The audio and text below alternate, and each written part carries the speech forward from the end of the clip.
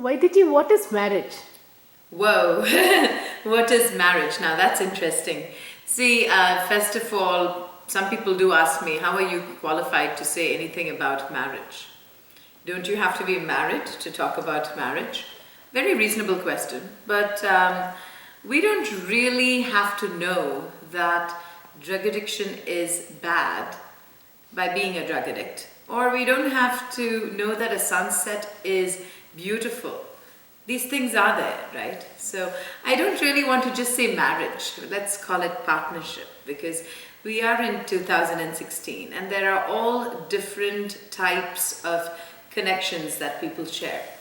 So when I think of a partnership, a marriage, legally or otherwise, or partners, this is what I want to say. I think something as beautiful as any relationship is a relationship between two independently happy people.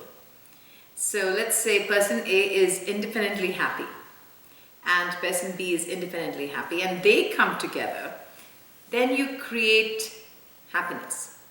And this happiness is beyond compare, because you are bringing in the best of yourselves to each other. However, sometimes in life there is a tendency to be a little unhappy, but that happens to everybody. During those moments, you have your partner take care of your unhappiness. And when people say, oh, we are equal partners, what is the real meaning of being an equal partner? Being an equal partner, in my opinion, means that we understand where we are inadequate and we allow the other person to take the lead. But there are several times in which one partner could be better composed, better talented than the other. That doesn't mean that the other partner shrinks. You have to enable your other partner to come up slowly and steadily. You're sharing something which is called the journey of life. And life is a very long time. But remember, even in the middle of this beautiful composition of a relationship, you came alone, you'll go alone. So birth is a singular journey, even if you were born a twin. And death is a singular journey, even if you pass away in a natural disaster. That process, that moment, the single moment of birth and death, is completely a singular journey. So what really transpires between this beautiful time of birth and death is phenomenal. And so much can happen. Ambition, loveliness, with certain bursts of other things which are not so palatable. And so I have a little plan for relationships in general, which I teach and which I practice with other people that I know. Because in this lifetime, not with one person, but with several people. And these are the rules. And I think those rules, if you inculcate into your life, not just a marriage, you'll have a fabulous relationship with just about anybody. Number one is unconditional love. See, when you love somebody, you should not expect anything in return, because if you do expect something in return, then that love is not unconditional, it is conditional. And unconditional love has a certain quality that is beyond the heart, beyond the physical heart, beyond the anahata, beyond everything. There is a vibration that comes from multiple levels away from you. So that's number one. The second is respect. See, respect is not, oh, I'll respect somebody today, I won't respect them tomorrow. I will only respect them if they do this, this, and this for me. Again, respect is respect. When you respect somebody, automatically the other person will respect you, because that is the vibration that you are putting forth. Number three, patience. Patience is a very difficult quality, even for me. I feel like, yes, I'm patient most of the time, but there are some times in which I'm like, oh God, I'm going to fly off the handle. And those are the moments where you understand the difference between losing your temper and watching your anger. And I think watching your anger is important, because the root cause of patience is a temperamental issue, and that has to be taken care of. Number four is to practice the quality of fearlessness. I think in any relationship, if there is fear, there is a problem. So please do practice fearlessness. There is no reason in this world to be afraid of anything if your heart and your conscience is giving you a tick mark, right? It's almost like the Nike's swoosh, If you feel that the tick mark is there, just do it. And that's important, to have that quality of fearlessness. Number 5, it's a very important one. It is just to be kind. And kind without a reason is a very important. Being kind without a reason. It's a glorious quality and it shows beautiful character. Number 6 to me is choice of words. Words have a lot of power. I often say Vakku Agniyana. In Malayalam we say that the word is fire. So whatever you tell somebody, whether it is to your children, your husband, your lover, your partner, your neighbor, your co-worker, anybody, say it with integrity and feel it. And remember, the words that come out of your mouth, once they leave you, they might not belong to you, but they belong to somebody else. So there is a responsibility in your vocabulary there, and it's a very important one. The next is gratitude. Gratitude for the moment, not necessarily for the person, because, who knows? Today one person is there, tomorrow they will leave. But the gratitude for that moment is always a memory for you. And that memory is what is going to make you a better person going forward in your life. So it's very important to experience that quality of gratitude. In addition to that, have hard work as a big part of you. Hard work and self-development. See, none of us were come into this planet like with the real deal, okay? So we have to learn every day. The day that you stop becoming a student, your life becomes boring. We learn every day from people, from situations, from classes, from books, from life. And always have the humility to be a student. And you will learn so much. And invest in yourself so you can invest in other people.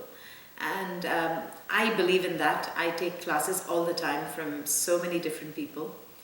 And what I'm telling you is not just from my life experience, it is also from what I have studied, what I have learned, what I have apprehended from life, from books, philosophies. Just the simple way to be in a perfect relationship. Yes, some of you call it marriage. Then, in addition to this, order. This whole concept of order is something that I talk about all the time in Kayakalpa, but order as in order in what? Order in your mind, order in your appearance, order in your environment. It's a very important thing. Order in your environment automatically creates order in your life, order in your partnership. If you see a person who is living a very cluttered and chaotic existence, their mind will be that way. And if their mind is that way, their relationships will be that way. And that is not a very good thing. There are so many points. I can keep going on, but there is one more which is very crucial, which is a big part of my life's purpose and work, which is to get people to eat properly. Every food has a certain vibration, I've been working on it for the last several years of my life to figure out what that is, right? I haven't arrived at a conclusion yet, but one part of that journey is definitely home cuisine. And I think, to me, why that home cuisine aspect of why I think nutrition is important is because if you eat well, you do everything well, right? You will speak well, you will behave well, you will be nourished, you will honor yourself. And whenever a person honors themselves, they will honor somebody else. And most importantly, in any relationship, give each other space, give each other time, and give each other freedom. Both of you might be similar, you might even be alike, but you're not the same, right? And that's very important, because if you were the same, you would be bored with this individual, and you are very excited about them. And that means you have to honor the difference. And I believe in looking at an old love with new eyes every day. So whenever you look at anybody, look at them fresh, as if nothing which ever happened yesterday is of concern today. There might be some implications, that's human. Some terrible issue would have happened yesterday and that's running like a very slow, irritating gramophone record in your mind, and you automatically want to bring that to today. But work hard on that, because when you live in the moment, you're giving yourself, not just the other person, a new chance at proving themselves to be better. If it is not going to be you, who is it going to be, right? And that type of a commitment towards any relationship is important. And since I mentioned the word commitment, I also have to tell you that I truly believe that commitment is not just something which means don't cheat. Commitment means that you are feeling honored to be in the presence of the other person. And when you feel honor, automatically there is this respect and gratitude and love and all those lovely things. And remember, when you feel an inkling towards wanting to cheat with anything, be it another person or pornography or any of those things, what you're really doing is that you're cheating yourself, ultimately. You're cheating yourself and you're creating a moment of escapism, which is completely unwarranted, because why are we escaping into a world which is not ours? You should be escaping into a world that is yours. So definitely the best form of this doesn't come from medication or abstinence or any extreme of such things. It comes from something even more sacred. It comes with self-discovery. And that self-discovery is a very important part of your journey, because even though you're sharing this life with somebody, you might be sharing it with your wife, your husband, your child, maybe you're a single mother, whoever you are sharing your life with. You being on a self-discovery journey, a meditative journey, will impact the other individual in your journey in ways that you do not know how. Because nobody knows this. You might have read stories about it, books about it, listened to lectures about it, but nobody knows. Nobody knows what exactly it does, because there are so many nuances of that vibration that create joy in an unbridled capacity. And another very important point, you have to be creative. Creative in different ways. Creativity in your life, in your romance, in your work, in your belief system. Think out of the box. Be different. And do something special which will be remembered, spectacular because it hones your own creativity, and sensual because it brings your relationship closer. So these are the 3 S's, very important. And that level of sensuality does not just begin and end with sex. There is a very big difference between making love and having sex. Having sex to me seems like a very animalistic thing. It has no ritual, it has no charm, it has no life. But when you make love, you are exchanging energy. There is vibration. You go from something which is average to something which is phenomenal. And I think those are the type of relationships that will stand the test of time. Now, in addition to all of this, when you are parenting, which is a very big part of a marriage or a relationship. These days, there are all kinds of different parents, and I love to see that diversity in life. Someone asked me the other day, how do I talk to my child? He comes back and tells me that his classmate has 2 fathers. And I'm thinking, more the merrier. It's whatever rocks your boat. Whatever rocks your boat. Because who are we to judge another person? Direct that judgment unto yourself. You will become a better person. Why are we judging how many mothers, how many fathers? Nobody cares. Because you have to understand, it is not the circumstance of life that is important. It is the output. what does that circumstance create in another individual? If those two fathers are better fathers than one mother and one father who are killing each other, yelling at each other in front of the child, I'd choose the two fathers any day. So there is nothing that you have to tell your children. You have to tell your children the importance of being human.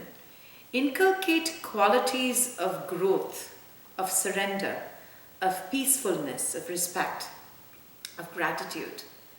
And more than anything else, teach them to be better than how you turned out. Because we are hoping for a version 2.0, and hopefully we are good at creating the version 2.0, right? And in life, as in any other journey, as in a relationship or in marriage, remember, it is the moments. It's those moments that have taken your breath away, and it's the same moments that make you feel excited and joyful about waking up every single morning. There are many relationships which are relationships of the heart, and either because the gentleman is a soldier in a war in some other country, that vibration, that emotion does not go away. It is not about, Skype phone calls or text messages or emails or reassurement or reassurance, whatever that word is. It is not about words. It is about a vibration. And that vibration can happen to anybody at any time. You don't have to see them every day. Because true love conquers. And true love, lasts a lifetime. It does not just believe that it is meant for moments and only those moments will dictate what happens to you or him.